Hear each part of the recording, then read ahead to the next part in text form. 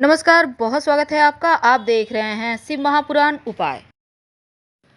कर्क राशिफल 2023। 2023 में कर्क राशि वालों के जीवन में क्या परिवर्तन होगा, चाहे वो नौकरी, व्यापार, धन की बात करें या फिर आप विद्यार्थियों की बात करते हैं पढ़ाई लिखाई के मामलों में, प्रेम जीवन, वैवाहिक जीवन, सुख, संपत्ति, वाहन, स्वास्थ्य, तमाम चीज़ों पर हम विस्तार से आपके साथ बातें रखेंगे। चलिए वीडियो के अंत तक बने रहिए और ये प्रेडिक्शन चंद्र राशि पर आधारित है।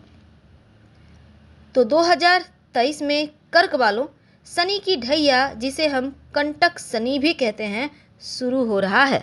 और जो शुरुआती महीना है, जनवरी का महीना, 17 जनवरी को शनि महाराज आपकी राशि के अष्टम भाव में प्रवेश करेंगे और इसी भाव में विराजमान रहेंगे पूरे वर्ष। तो शनिदेव की स्थिति का प्रभाव पूरी तरह से आपके ऊपर है। अब चूंकि ढैया शुरू हो रहा है तो क्या होगा? वैसे तो देवगुरु बृहस्पति शुरुआत में आपके भाग्य स्थान में है और आपकी सभी तरह से रक्षा करेंगे। ढैया होते हुए भी जीवन में सुख समृद्धि बढ़ाते रहेंगे। लेकिन जब देवगुरु बृहस्पति 22 अप्रैल को मेष राशि में आएंगे, आपके दसम भाव में आएंगे और राहु के ऊपर गोचर करेंगे, तब यहाँ से लेकर मई के महीने में गुरु चांडाल दोष भी बना रहे हैं। 30 अक्टूबर को राहु आपके कर्म स्थान से निकलकर भाग्य स्थान में प्रवेश करेंगे। तो केतु का गोचर भी आपके तीसरे भाव में होगा, तो ये लंबी दूरी की यात्रा करवाएगा। तो चलिए जानते हैं इन 4 बड़े ग्रहों का राशि परिवर्तन आपके ऊपर, ढैया का प्रभाव पूरे साल क्या फल दे रहा है आपको। तो कर्क वालों, 2023 एक बहुत इम्पॉर्टेंट, बहुत महत्वपूर्ण वर्ष होगा, क्योंकि अष्टम भाव में शनि का प्रभाव है। तो थोड़ा सा मानसिक टेंशन तो देंगे, क्योंकि यहाँ पर देखिए आपके जीवन में मानसिक तनाव बढ़ाएंगे। अब सर पे थोड़ा सा बोझ रहेगा, आप कितना भी चाह ले पर आपको लगेगा जैसे बहुत टेंशन है। आपके करियर को हालांकि यहाँ पर प्रभावित भी करेंगे शनिदेव, लेकिन जो देव गुरु बृहस्पति है ना, उनकी कृपा से आपको भाग्य का साथ मिलता रहेगा और शनि महाराज उतना कुछ आपका बिगाड़ नहीं पाएंगे, क्योंकि देव गुरु बृहस्पति की कृपा से जीवन में बहुत अच्छे अच्छे परिणाम भी आपको मिलेंगे। तो 22 अप्रैल को जब देवगुरु बृहस्पति आपके नवम भाव में हैं, जनवरी से लेकर 22 अप्रैल तक, और आपकी राशि पर पूर्ण दृष्टि डाल रहे हैं, तो आपकी सोच को, आपके निर्णय लेने की क्षमता को बेहतर बनाएंगे। और ये आपकी जो सोच है, निर्णय लेने की क्षमता है, ये आपको बड़ा अवसर भी प्राप्त करवाएगा। अगर आप मानसिक टेंशन से बच जाएं तो ये साल आप तरक्की कर सकते हैं, लेकिन थोड़ा सा आपको टेंशन से बाहर निकलना होगा। अब राहु भी दसम भाव में बैठकर आपको दिमाग आपका साफ करेंगे, युक्तिवान बनाएंगे। आप मुश्किल से मुश्किल हालात को भी युक्ति लगाकर बड़ी आसानी से आप उनसे बाहर निकल आएंगे, तमाम कार्यों को निपटा लेंगे। तो आपको आपके कार्य क्षेत्र में अपना काम समय पर पूरा करने में भी आसानी होगी। दूसरी तरफ स्वास्थ्य को लेकर आपको थोड़ा सा सावधान रहना है, क्योंकि शनि महाराज का गोचर सप्तम भाव से निकलकर अष्टम भाव में आएगा, तो स्वास्थ्य को प्रभावित करेगा। लेकिन देवगुरु बृहस्पति नवम भाव में हैं, तो जैसे कि धार्मिक यात्रा वगैरह के योग बनाएंगे। देवगुरु बृहस्पति 22 अप्रैल तक नवम में है, तो किसी भी काम को रुकने नहीं देंगे। आप जो चाहेंगे मेहनत से आपको फल दिलवा ही देंगे। हालांकि शनि महाराज कहीं ना कहीं आपको मानसिक तनाव देते रहेंगे, पर उससे बाहर निकलने का रास्ता आपको देवगुरु दे रहे हैं। जीवन की मुश्किलों से छुटकारा देवगुरु दे रहे हैं। तो क्या होगा आपको बड़े लाभ और बड़ा चमत्कार, आज हम आपको विस्तार से बता रहे हैं। देखिए, सबसे पहली बात, 2023 में कार्यों में विघ्न नहीं आएगी। रुके हुए कार्य भी आपके बनने लगेंगे, जिस कारण आपको आर्थिक फायदा होगा। ये आपके लिए पहला लाभ है। यानी धन तो आकर रहेगा, बस आपको अपने स्वास्थ्य को लेकर सावधान रहना है। दूसरा, देखिए, जनवरी, फरवरी, मार्च, अप्रैल, ये जो 4 महीने हैं, भाग्य आपके साथ हर पल है। जिस भी काम को करने में सोचेंगे, बस ईमानदारी से जुड़ जाइए, सफलता मिलना तय है। ये दूसरा आपके लिए प्लस पॉइंट है, क्योंकि ईश्वर की कृपा, देवगुरु बृहस्पति की कृपा, गुरु समान लोगों की कृपा, पिता का साथ, ये सभी आपको मिलेगा, जिस कारण नौकरी, व्यापार, धंधे में भी अनुकूल परिस्थितियां आपके लिए दिख रही हैं। अब तीसरा जो आपके लिए गुड साइन है, यानी कि ये साल आपको जो महत्वपूर्ण आपके हक में आ रहे हैं, फैसले वो ये है कि जो घर परिवार में अभी तक आपका तनाव चल रहा था, जो ससुराल पक्ष के लोगों के साथ थोड़े से रिश्तों में विवाद वगैरह था, इसका अगर आप ध्यान रखें तो पर्सनल लाइफ पर चीज़ों को आने ना दें और फिर आप धीरे धीरे देखिएगा सब कुछ स्थिर हो रहा है।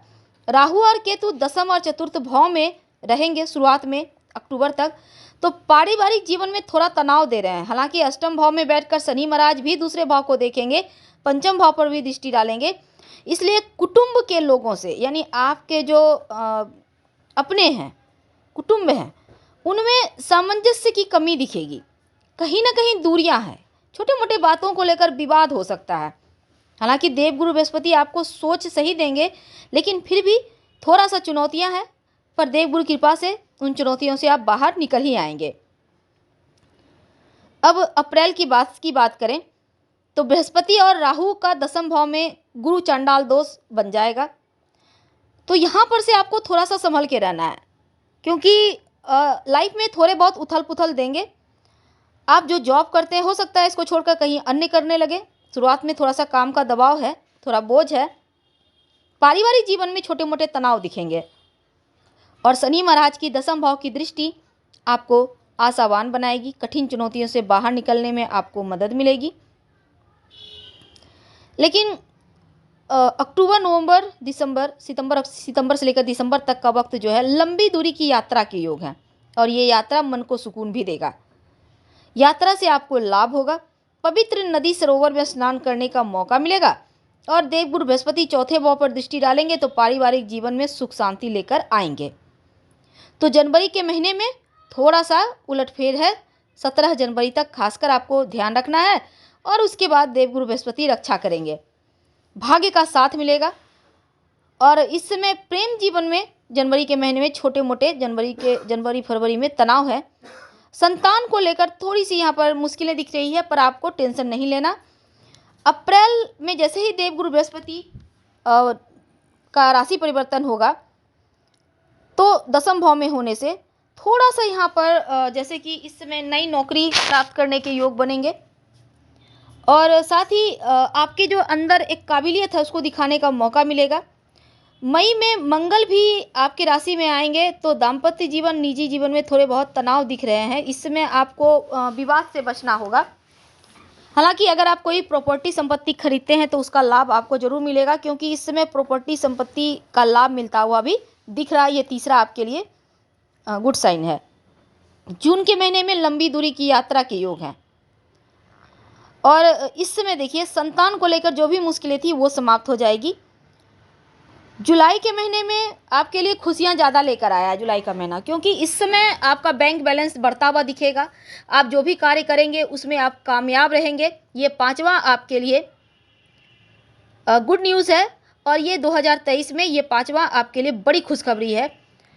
अब छठा खुशखबरी क्या है? मेहनती बनेंगे, रिस्क लेंगे और ये आपको हमेशा आगे रखेगा, क्योंकि साहस और पराक्रम में भी वृद्धि होगी। लेकिन भाई बहनों को कोई समस्या हो तो आप जरूर उनका सपोर्ट करें। आपके जो साथ काम करने वाले लोग हैं उनसे थोड़ा आपको सावधान रहना है, इस बात का आपको ख्याल रखना है। अक्टूबर के महीने में प्रॉपर्टी संपत्ति, वाहन लेने की प्रबल संभावना है। ये पांचवा खुशखबरी है इस 2023 में, लेकिन माँ के स्वास्थ्य का थोड़ा ख्याल भी रखना है। नवंबर के महीने में प्रेम विवाह होने के योग बनेंगे और ये आपके लिए छठा खुशखबरी है, क्योंकि राहु भी आपके नवम भाव में आएंगे तो तमाम चुनौतियां कम हो जाएगी, आर्थिक लाभ होगा। राहु आपको आकस्मिक धन लाभ भी करवाएंगे, ये सातवां खुशखबरी है। अब देखिए अभी तक आपने जहां भी निवेश किया है उसका फल अब आपको मिलेगा।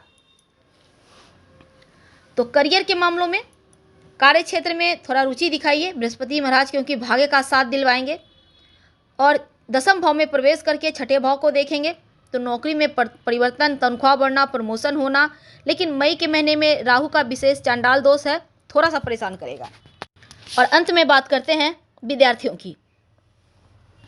देखिए इस वर्ष शुरुआत में मंगल का प्रभाव पंचम भाव पर है और बृहस्पति महाराज भी पंचम भाव को देखेंगे, तो पढ़ाई को लेकर आप उत्साहित रहेंगे, एकाग्रता बनी रहेगी। लेकिन 17 जनवरी के बाद शनि का गोचर, पंचम भाव पर दृष्टि है उनका, तो थोड़ा बहुत व्यवधान उत्पन्न करेंगे, लेकिन मेहनत से फल मिलेगा। कोई एग्जाम, इंटरव्यू वगैरह में आपका चयन होता भी इस वर्ष दिखेगा, अच्छे पैकेज। तो फिलहाल हम आपसे विदा लेते हैं। जानकारी अच्छी लगे तब लाइक कर सब्सक्राइब करें, अपनों से शेयर करें और कमेंट में हर हर महादेव जरूर लिखें। उपाय ये करना है, पूरे साल नमः शिवाय का खूब जप करें। संभव हो तो सोमवार के दिन शिवलिंग पर 1 लोटा जल अर्पित करना शुरू कर दें। धन्यवाद, फिर मिलेंगे।